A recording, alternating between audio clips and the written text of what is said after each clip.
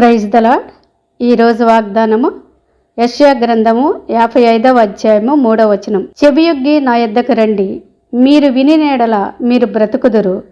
నేను మీతో నిత్య నిబంధన చేసేదను, దావీదునకు చూపిన శాశ్వత కృపను మీకు చూపుదును అని దేవుడు మనల్ని పిలుస్తున్నాడు. మీరు చెవియొగ్గి నా యొద్దకు రండి అని. ప్రయాసపడి భారం మోస్తున్న సమస్త జనులారా నా యొద్దకు రండి అని పిలుస్తున్నాడు. మనం ఈ లోకంలో బ్రతకాలి అంటే ఆయన దగ్గరికి మనం వెళ్ళాలి.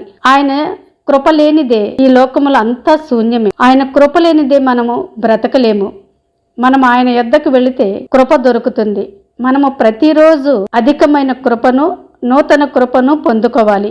దేవుడు నా కృప నీకు చాలును అంటున్నాడు.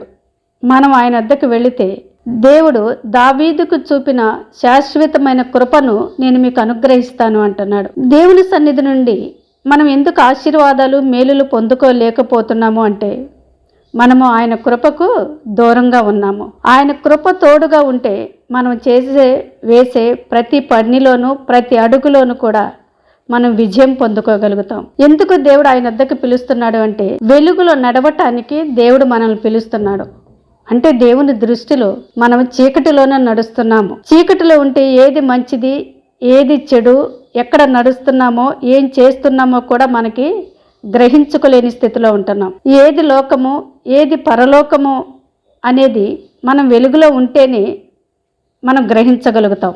దేవుడు చీకటిలో ఉన్న వారిని వెలుగులో నడిపించడానికి యేసుక్రీస్తు ఈ లోకానికి వచ్చి మనల్ని పిలుస్తున్నాడు. మనం ఎక్కడ నడుస్తున్నామో గ్రహించి ఆయన దగ్గరికి వెళ్ళాలి. వెలుగు సంబంధులుగా మనము బ్రతకాలి. ప్రియ సహోదరి, సహోదరుడా, ఏ స్థితిలో ఉన్నారు, మనం ఏ స్థితిలో ఉన్నాము అనేది ఎవరికి వారే తెలుసుకోవాలి. మన అంతరంగానికి తెలుసు. దేవుడు వెలుగులో రమ్మని పిలుస్తున్నాడు. ఆలస్యము చేయక దేవుని దగ్గరికి వెళ్ళు. మన చీకటి బ్రతుకులను విడిచిపెట్టి వెలుగులో నడిపించమని దేవుని అడిగి పశ్చాత్తాపపడు. దేవుడు దావీదుకిచ్చిన శాశ్వత కృపను నీకు అనుగ్రహిస్తాడు. ప్రార్థన. మమ్మలను ప్రేమిస్తున్న మా పరలోకపు తండ్రి, మీకు వందనాలు.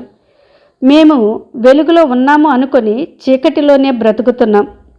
ఈ లోక తలంపులను, ఈ లోక ఆశల నుండి మాకు విడుదల దయచేయండి.